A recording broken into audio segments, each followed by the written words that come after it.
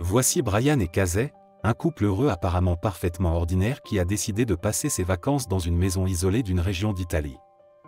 Mais malgré tous les sourires, les étreintes et les baisers, Brian et Casey cachent de sérieux problèmes. Le couple espère sincèrement que ce voyage en Italie les aidera à mettre de l'ordre dans leur relation. L'un des problèmes majeurs de la relation entre Casey et Brian est que, depuis peu, Brian est devenu un peu léthargique, son horloge est toujours remontée à 6h30, son étamine refuse d'être ami avec le pistil de Casey.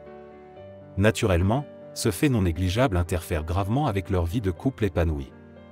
Mais, curieusement, c'est Casey elle-même qui est responsable de tout cela. Tout vient du fait que Casey a été aperçu en train de se surmener avec l'un de ses collègues de travail, Justin. Depuis, Brian n'arrive plus à se lever pour aller travailler. La première nuit au manoir ne se passe pas aussi bien qu'il le souhaiterait. Casey fait de son mieux pour inciter Brian à adopter un comportement obscène. Mais ce dernier n'arrive pas à oublier que sa petite amie l'a trompé. Avant d'aller se coucher, ils se disputent à nouveau et passent la nuit dans des chambres différentes. Le matin, Casey se réveille et part immédiatement courir. Pendant la course, la jeune fille s'enfonce dans ses pensées et se souvient du jour où Brian l'a surprise en train de se surmener avec Justin. Bien sûr, la jeune fille se rend compte de sa méchanceté, et elle est même rongée par sa conscience à ce sujet.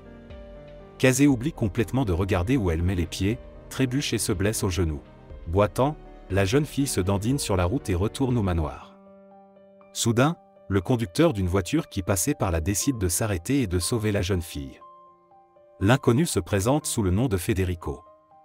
L'homme s'avère être un voisin du propriétaire de la maison où Casey et Brian séjournent.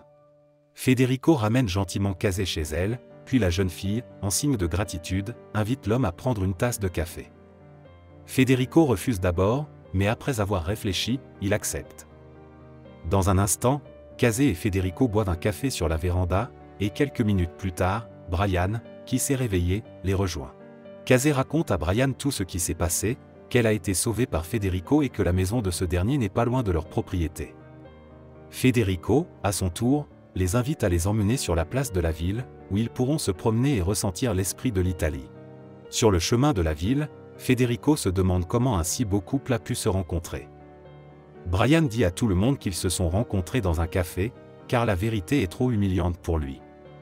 Casey dit la vérité, car ils se sont rencontrés sur Tinder. Après avoir atteint la ville, Casey et Brian se promènent, et Brian remarque qu'il y a trop de Federico dans leur vie. L'homme dit à Casey qu'il ne veut plus voir sa petite amie flirter avec un Italien.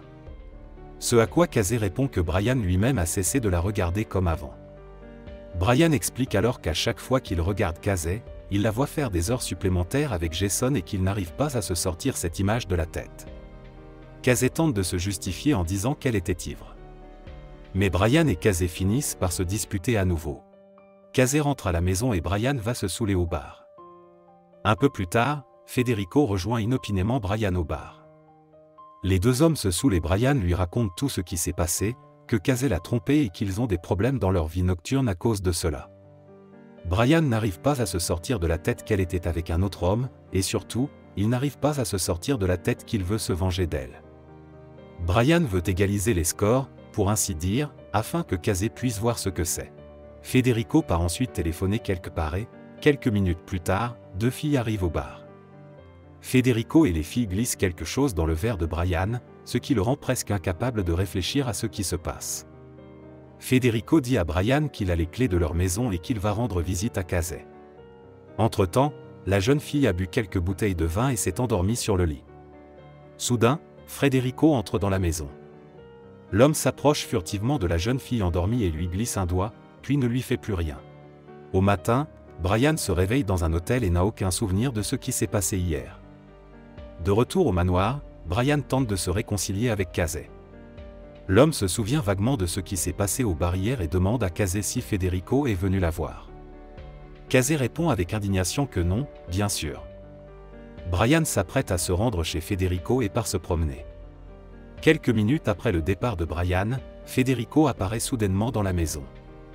Il fait une grosse frayeur à Casey, mais il s'avère qu'il est seulement venu leur préparer gentiment un dîner de lapin. À ce moment-là, Brian se rend chez Federico et découvre que sa maison est complètement abandonnée et que personne n'y a vécu depuis longtemps. Cela signifie que Federico les a trompés. Brian, paniqué, retourne immédiatement chez Casey. Lorsque l'homme rentre chez lui, il trouve Casey et Federico en train de boire du vin ensemble. Brian prend immédiatement Federico à part et lui demande ce qu'il fait dans la maison. Il informe également l'homme qu'il était dans sa maison abandonnée. Brian menace d'appeler la police si lui et son lapin ne sortent pas d'ici immédiatement. Federico menace alors Brian de dire à Casey ce qu'il a fait avec les 2 filles la nuit dernière.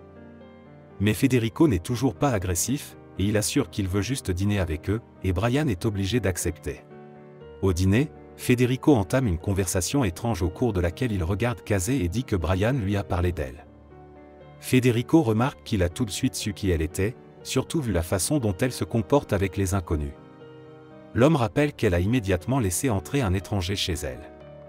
Casey commence à penser que Federico lui laisse entendre qu'elle est une fille facile. Mais soudain, Federico tourne les choses à la plaisanterie, disant que Casey est spécial et que Brian lui a dit toute la nuit dernière à quel point il l'aimait. Federico nous explique ensuite que si le plat qu'il a préparé est si délicieux et unique, c'est grâce au lapin. Chasser un lapin n'est pas comme abattre un cerf et la chasse est terminée. Avec un lapin, il faut d'abord gagner sa confiance, ce qui demande de la patience, et ce n'est qu'ensuite, lorsque le lapin vous fait entièrement confiance, que vous pouvez le piéger et le tuer. C'est ce qu'on appelle le piège parfait. Federico parle du regard du lapin avant qu'il ne meure, car l'animal se rend parfaitement compte qu'il est pris au piège. Après le dîner, Brian chasse Federico sans ménagement, puis dit à Casey que la maison de Federico est complètement abandonnée. Il est évident qu'il les pousse à lui faire confiance pour quelque chose, mais on ne sait pas exactement ce qu'il cherche. Brian appelle le propriétaire de la maison qu'ils ont louée, Eduardo. L'homme laisse à Eduardo un message vocal lui disant qu'ils sont harcelés par un type louche. Il ferme ensuite toutes les portes et fenêtres de la maison à l'aide de plusieurs serrures. Par la suite, le couple tente à nouveau de se réconcilier, d'oublier toutes les fautes commises et de repartir à zéro. Casey dit à l'homme qu'il attendra à l'étage, en espérant que cette fois-ci, ils réussiront. Brian se rend à la cave pour prendre une bouteille de vin, mais soudain la porte de la cave se referme et Brian se retrouve piégé. Casey est occupé à se préparer pour une nuit torride.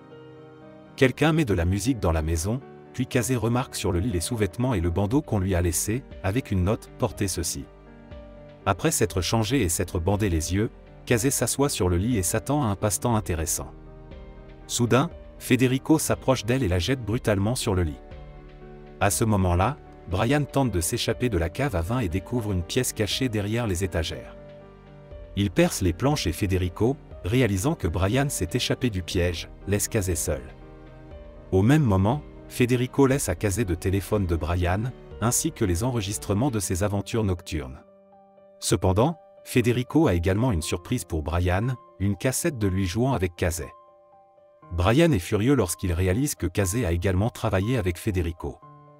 Federico, quant à lui, observe en souriant les réactions de Brian et de Casey grâce à des caméras cachées placées dans toute la maison. Après avoir visionné les cassettes, Casey et Brian se disputent à nouveau et s'accusent mutuellement de recyclage. Casey jette même le téléphone de Brian sur le miroir dans un accès de colère. Soudain, il découvre une caméra cachée derrière le miroir brisé. C'est alors que Brian porte son attention sur les sous-vêtements de Casey, et que l'homme réalise que les images qu'il a regardées à la télévision viennent littéralement d'être réalisées. Brian suppose que Federico est le propriétaire d'Eduardo, car ils ne l'ont jamais vu ni même entendu sa voix. Il semble attirer délibérément les clients ici pour les maltraiter en filmant leur jeu avec des caméras cachées. Brian s'apprête à appeler la police, mais à ce moment-là, le réseau s'arrête et Federico apparaît. L'homme dit qu'il se contente habituellement d'observer, et que le jour où il a rencontré Casey sur la route, ce n'était qu'un événement accidentel. La jeune fille avait besoin d'aide et il l'a aidée, mais il ne s'attendait pas à tomber amoureux d'elle. Brian tente de le convaincre de les laisser tranquilles, mais c'est malheureusement impossible. Federico sort un couteau. Brian se jette sur lui et une bagarre s'engage entre eux. L'étalon italien parvient à maîtriser Brian. Casey décide alors de sauver son homme. Elle saisit une canne en bois et frappe Federico à la tête. En plus de la tête de l'homme, son cœur est brisé, car il ne peut pas croire que c'est elle, la fille dont il est tombé amoureux, qui a fait ça. Saisissant l'occasion, Brian renverse Federico au sol. C'est alors que Casey se jette sur lui et le frappe à plusieurs reprises avec une canne. Tout semble être derrière eux quand soudain quelqu'un s'approche de la maison en voiture. Brian se précipite pour cacher Federico, et Casey cache les traces. Le véritable propriétaire de la maison, Eduardo, entre dans la maison. L'homme est dérangé par l'appel de Brian et décide de venir en personne pour s'assurer que les occupants de sa maison ne sont pas dérangés. Brian et Casey lui disent qu'ils ont déjà chassé Federico et qu'il ne reviendra pas. Mais Eduardo veut quand même inspecter la maison pour s'assurer que ses invités sont en sécurité. Il s'avère qu'Eduardo est au courant de l'existence de la salle des caméras de sécurité et qu'il est en train de visionner toutes les images des caméras. Furieux, Eduardo se dirige vers Casey, qui se tient devant la porte d'entrée. L'homme sort une arme et s'apprête à s'occuper d'elle. À ce moment-là, Brian s'approche discrètement d'Eduardo par derrière. Mais l'homme remarque Brian et pointe son arme sur lui. De manière inattendue, la fille qui avait ramassé le couteau de Federico le plonge dans le dos d'Eduardo, puis Brian donne le coup de grâce.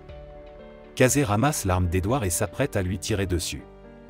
Mais Brian arrête son favori, prend l'arme dans ses mains et tire lui-même.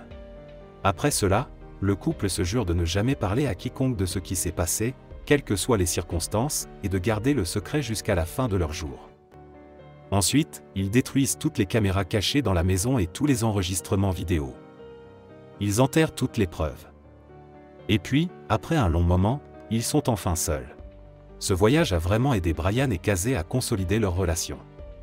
Mais le couple ne s'est pas rendu compte qu'il avait laissé une caméra cachée dans un petit nain sur la pelouse. Ces caméras ne se contentent pas d'enregistrer des vidéos, elles les diffusent également sur l'Internet, où l'on peut suivre en temps réel la vie des vacanciers du monde entier. C'est la fin du film. Merci à tous d'avoir regardé ce film jusqu'au bout. Donnez un like à cette vidéo. Écrivez dans les commentaires ce que vous pensez de ce film, et rendez-vous dans de nouvelles vidéos.